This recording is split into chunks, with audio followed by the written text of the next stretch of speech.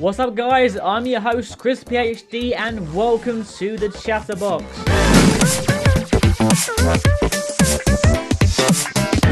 This is the series where anything can happen. Sometimes I'll be getting guests on, sometimes I'll be doing some Q&As, and sometimes I'll be playing some mini games. But most importantly, I'll be talking to you guys about topics that I find interesting, topics of importance, and yeah, that's basically how it's going to work.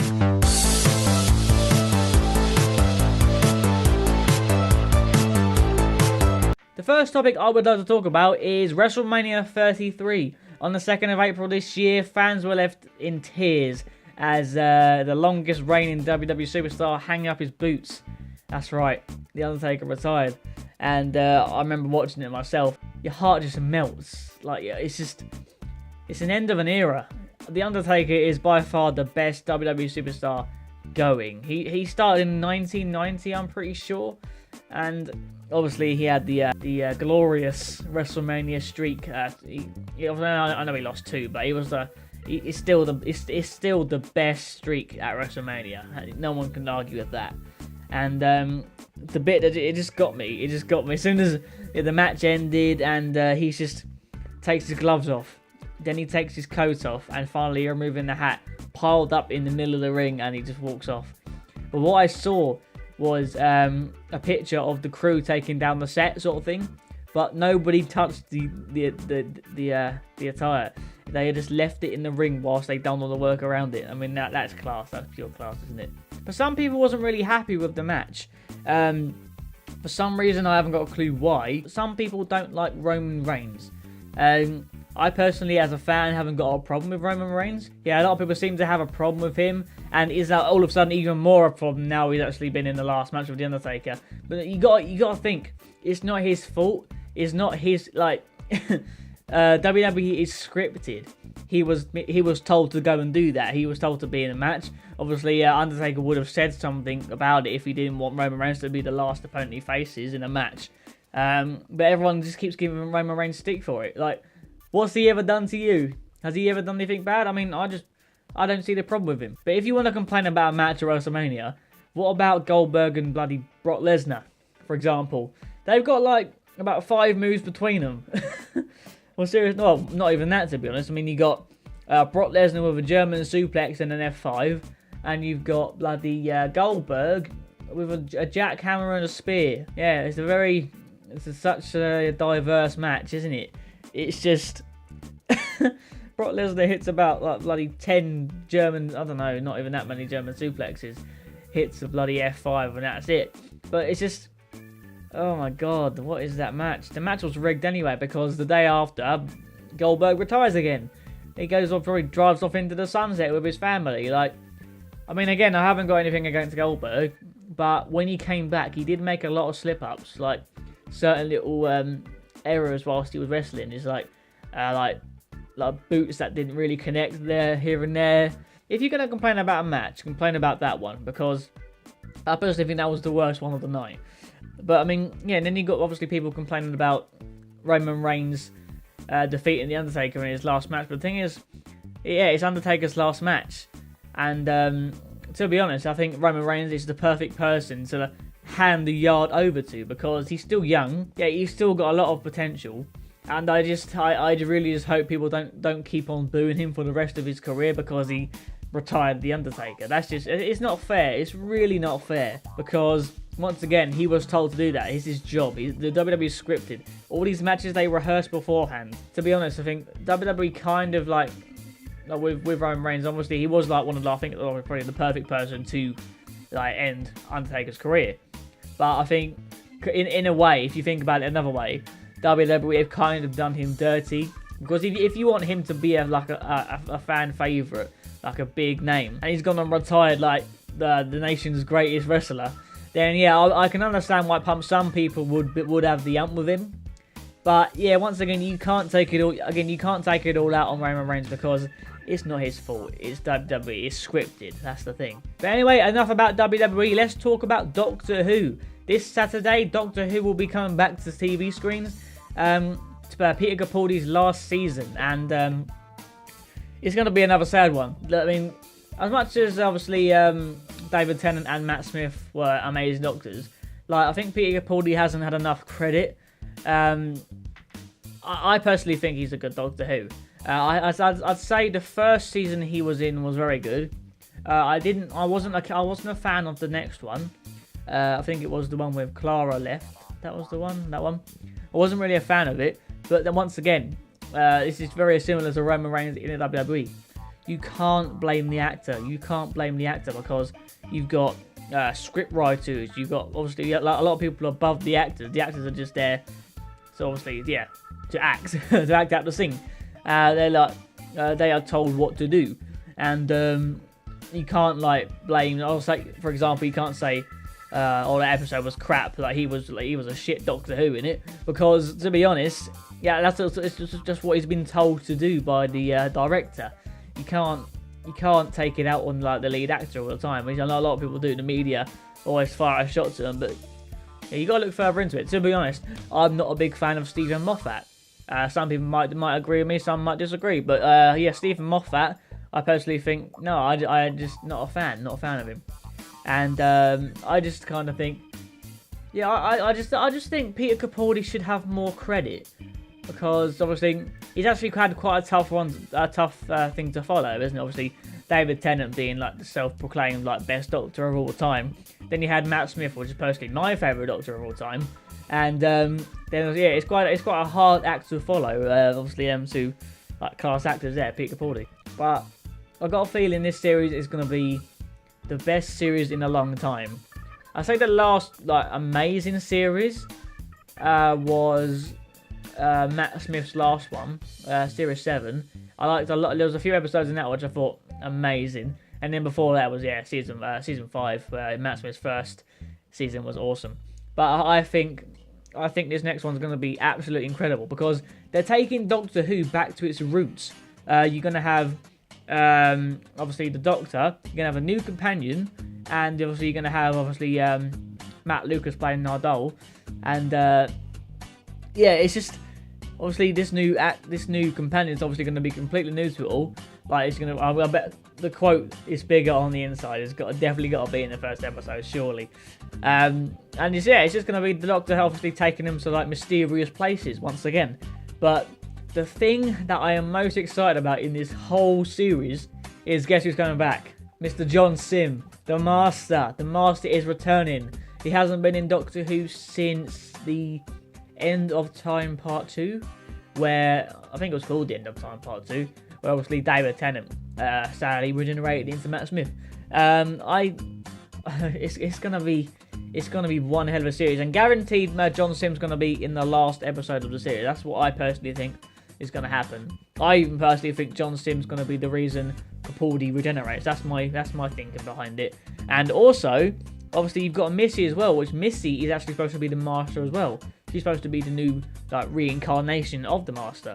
So, are we going to get an episode with the two Masters in the same one?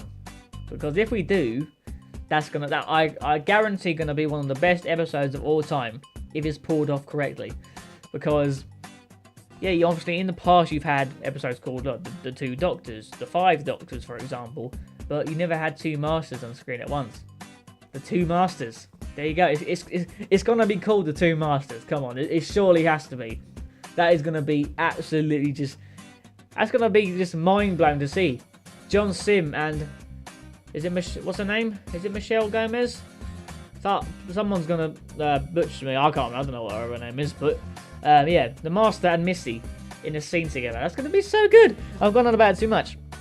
But speaking of Doctor Who, in the comment section, leave who you would think would be most suitable for the next Doctor Who, because I personally think Chris Marshall, hands down. Chris Marshall, that's been in My Family, and he's been in Death in Paradise, among other things as well. I've seen, obviously, I don't know if you've read some articles about it, he was one of the favourites to be in the new Doctor Who. I personally think he'd do a good job. He's very funny. I can't really think of anybody else at this specific moment in time. But yeah, once again, leave in the comment section who you think would suit the role, do the role justice. The final thing I want to talk about, well, not final thing for this part of the episode, is the Gorillaz. Obviously, they've made a comeback this year. It's might be a little bit of an old news now, but yeah, they've come back with how many singles? I'm gonna have a look. 1, 2, 3, 4. What do you think? What do you think of the Gorillaz' new stuff? Do you think it's good? Do you think it's bad? Personally, I'm on the more negative side of the spectrum, to be honest. I'm not a fan. I'm not a fan. Obviously, when you got big hits like Feel Good and Clint Eastwood, it's a hard act to follow. But to be honest, that music was really good. But this, personally, I'm just not a fan of the new stuff. I just can't get into it. I've listened to it a few times trying to get my head around it, but it's just I just don't find it catchy enough, to be honest. It's not my sort of music. But yeah, once again, their old stuff was class. It was awesome.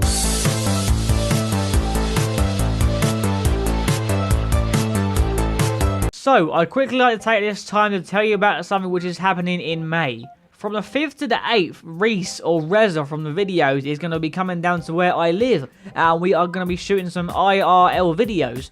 Things such as Would You Rather, YouTube Whispers, a Q&A, maybe a skit here and there. But what I want to find out from you guys is what would you like to see? In the comment section right now, leave a suggestion for a video we could film.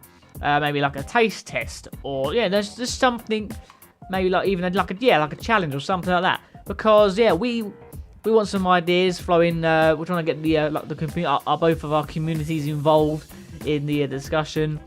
It would be very nice if you could leave some comments. Awesome stuff. But as this is the first episode of Chatterbox, I might as well take this time to basically explain why I thought of the series. I'm a big fan of talk shows. Like, obviously, I watch a lot of the Graham Norton show on BBC and the Jonathan Ross show.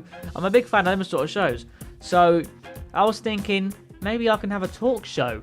Maybe I can do something like that where I obviously talk to my audience, but instead, and occasionally get a guest on, like you get on the Graham Norton show and the Jonathan Ross show. So this series, yeah, it's going to be a little bit different each week. Yeah, it's not going to be guests all the time, because just in case I can't get a guest, I want you guys to know that you're still going to get videos like this, me talking to you guys about certain things. Yeah, sometimes you have a guest, sometimes you won't. Hope that's okay. Anyway, guys, with that said, let's move on to today's minigame.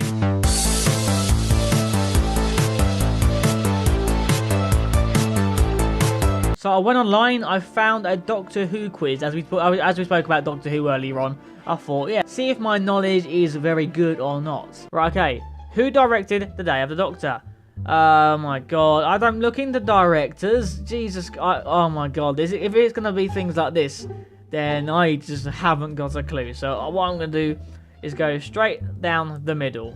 Which of these is actually a Zygon? It is the horse. The horse is the Zygon there. Right, okay. The photo of the Brigadier is next to which robotic figure? Well, it's not K9. I think, is it the Yeti? I think it's the Yeti. Okay, let's try that. Queen Elizabeth I first appeared in which adventure? The Day of the Doctor. Which role is played by Ken Bones? Once again, I haven't got a clue. I honestly haven't got a clue about this at all. So I'm just going to roll with the general. Go down the middle again. This device is sometimes called the status cube. There we go. When is this scene set? In 1562. I remember that one. According to Kate, where is the nuclear warhead? Just a few feet beneath them. There we go. Which Doctor in this scene reports he is standing ready? The War Doctor. We have the Zygons first appeared in which adventure? Oh, I don't even know this. I think it's the Terror. Is it the Terror of the Zygons sounds better. So let's roll with that one. Who asks what are the round things? It is the 11th Doctor. Yeah, Matt Smith. I'm gonna go the middle one again. Okay, I'm probably gonna do really bad. Okay, just don't fire me. Don't fire shots at me, please. I think I'm just gonna go at anyone who needs help. To be honest, I think it's just that basic. Okay, what location links this scene? Oh, it's a school. It's a school. Colville. It's a school. Yeah. And what line links this adventure with the 50th? Okay. Wearing a bit thin?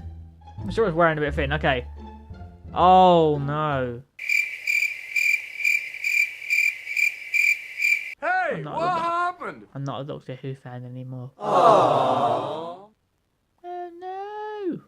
9 out of 20? I at least thought I was going to get 10 out of 20. Come on. 9 out of 20.